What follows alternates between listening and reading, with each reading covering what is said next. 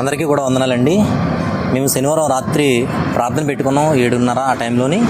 ప్రార్థన పెట్టుకున్న తర్వాత 8 గంటలకల్లా ప్రార్థన ముగుస్తుందన్న సమయానికి దగ్గరగా ఒక 60 మంది హైందవ సహోదరులు చర్చిలోకి ప్రవేశించి మమ్మల్ని ఈడ్చుకుంటూ లాక్కుంటూ సీసీ కెమెరాలు పగలగొడుతూ, మా మిసెస్ అండి గర్భిణీతో ఉందని చెప్పినా కూడా ఆవిడ్ని మెల్లో చున్నీ వేసుకొని లాక్కెళ్తూ మా అత్తగారిని అదే తనడం తంతూ ఇలాగ దగ్గరగా 60 మంది మమ్మల్ని కొడుతుంటే నేను పోలీస్ స్టేషన్కి ఫోన్ చేయడం జరిగింది.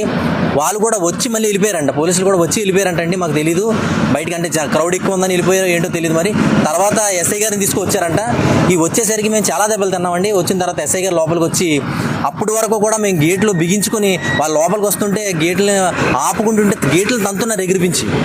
అలాంటి పరిస్థితుల్లో మేము ఉన్నప్పుడు ఎస్ఐ గారు వచ్చి లోపలికి వచ్చి మమ్మల్ని మందలించి, మీరు ఎవడో మిమ్మల్ని చచ్చిపెట్టమన్నాడని మమ్మల్ని తిట్టారు తప్ప మా మీదకి దాడి చేయడానికి వచ్చిన వాళ్ళు ఎవరిని కూడా వాళ్ళు ఒక్క మాట కూడా సర్పవరం పోలీస్ స్టేషన్ ఎస్ఐ గారు, Sarpavaram rural police station SI గారు మా మీదకి దాడి చేయడానికి వచ్చే వాళ్ళు ఎవరిని కూడా ఒక మాట కూడా అనలేదు. ఎందుకంటే అక్కడ రాళ్ళు ఉన్నాయి, చెప్పులు ఉన్నాయి, మా మీదకి ఇసిన ఎన్నో సామాన్లు, అక్కడ గరిట్లు, తర్వాత రాళ్ళు, కర్రలు, ఇవన్నీ కూడా మా చర్చిలో ఇసిరినవి చాలా ఉన్నాయి. ఇవన్నీ చూసిన కూడా వాళ్ళని ఏ మాట కూడా ఎస్ఐ గారు అనలేదు.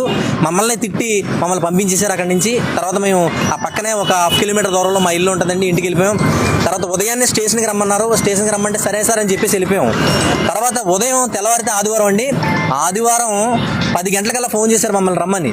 10 గంటలకల్లా ఫోన్ చేసి స్టేషన్కి రమ్మంటే, సార్ ఈరోజు ఆదివారం కదండి, మేము క్రైస్తవులందరూ ఆరాధన చేసుకునే రోజు కదండి, మాకు ఒక 2 గంటల టైం ఇప్పించండి సార్, 1 గంటన్నా సరే మాకు టైం ఇప్పించండి, తర్వాత వస్తాం సార్ అని మేము చెప్తే, సస్య మరి మీరు స్టేషన్ దగ్గర రావాల్సిందే, అడిషనల్ ఎస్పీ గారు వస్తున్నారు మీ గురించి మాట్లాడడానికి, ఖచ్చితంగా రండి అని చెప్పారు.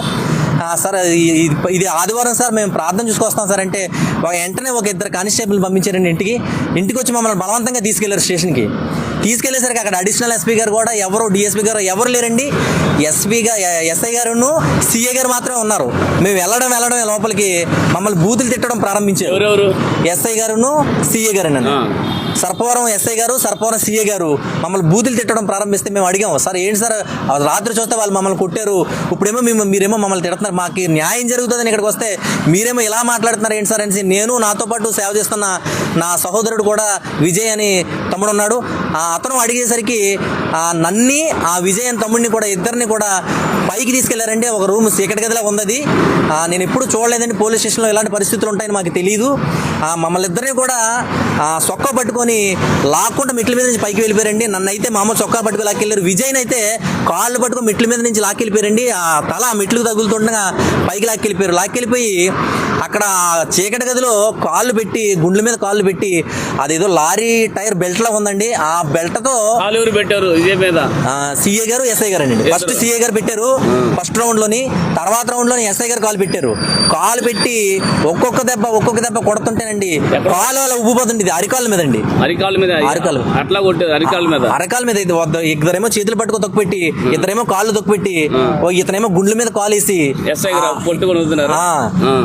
కాళ్ళు తొక్కుపెట్టి గుండ్ల మీద ఆ రబ్బర్ బెల్ట్ తో కొడుతుంటే ఒక దెబ్బ అరుపులు కేకలేస్తుంటే నోరు మూసేస్తున్నారండి. కేకలేయకూడదండి, కేకలేయకుండా నోరు మూసేసి అలా కొట్టి ఒక దెబ్బ స్లిప్ అయిపోయి ఈ మడం మీద తగిలిందండి.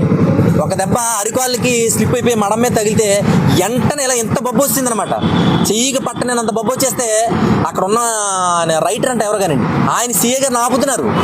అమానుషంగా ఎంత దారుణంగా ఆయన వణుకుపోయి ఏదో ఒక కోపం ఉద్రేకం తెచ్చేసుకొని, మేము ఏమన్నామండి అంత ఉద్రేకం తెచ్చేసుకున్న అంత ఒక సీఏ గారు బిహేవ్ చేసినట్టుగా బిహేవ్ చేయలేదు. ఆయన చాలా దారుణంగా బిహేవ్ చేసి కొడుతుంటే ఆ రైటర్ అంటే కానిస్టేబుల్స్ ఆపుతున్నారనమాట. కొంతమంది ఆపుతున్నా సరే ఆయన తోసేసి కొడుతున్నారనమాట.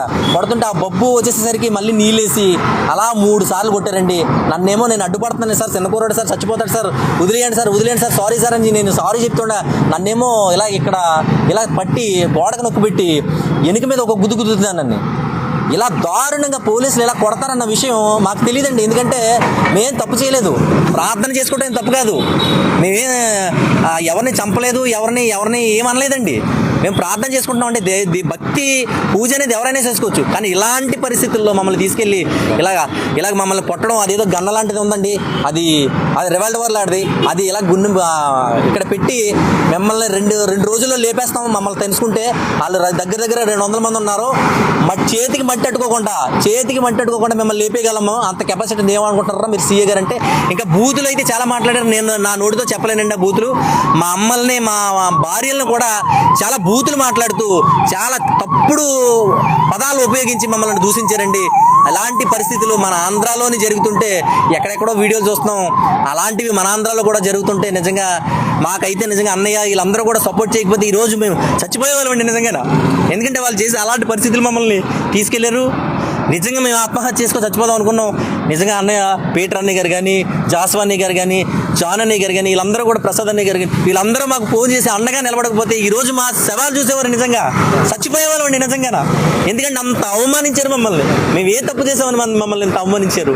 అలాంటి పరిస్థితుల్లో నుంచి నిజంగా ఈరోజు మేము సజీవంగా ఉండి మాట్లాడుతున్నాం అంటే ఇదిగో అన్నయ్యలు ఉండబట్టిగా మేము మాట్లాడుతున్నాం. భవిష్యత్తులో మమ్మల్ని ఎలాగా వారు మరి ఏదో చేస్తాం అది చేస్తామని అంటున్నారు. దీనన్నిటికీ కూడా బాధ్యులు వాళ్ళే, మాకు ఏం జరిగినా కూడా. అదే దాడి జరిగినా గతంలో కూడా 2 సార్లు చర్చి మీదకి వచ్చి దాడి చేశారండి. కంప్లైంట్ మూడు సార్లు కంప్లైంట్ ఇచ్చాను. 3 సార్లు కూడా ఎక్నాలజ్మెంట్ రిసిప్ట్లు మా దగ్గర ఉన్నాయి. ఈ 3 సార్లు కూడా ఎక్నాలజ్మెంట్ రిసిప్ట్ ఇచ్చారు తప్ప ఎటువంటి యాక్షన్ కూడా మా మీద తీసుకోలేదు. వాళ్ళపైన మా మీద గొడవకు వచ్చిన వాళ్ళ మీద ఎటువంటి యాక్షన్ తీసుకోలేదు. ఇలాంటి పరిస్థితులు జరుగుతున్నాయి. కొంచెం మా దృష్టి నుంచి అధికారులు కానీ లేకపోతే క్రైస్తవ సహోదరులందరూ కూడా మాకు సపోర్ట్గా నిలబడాలని ప్రభు పేరిట మీకు తెలియజేస్తున్నాం అండి.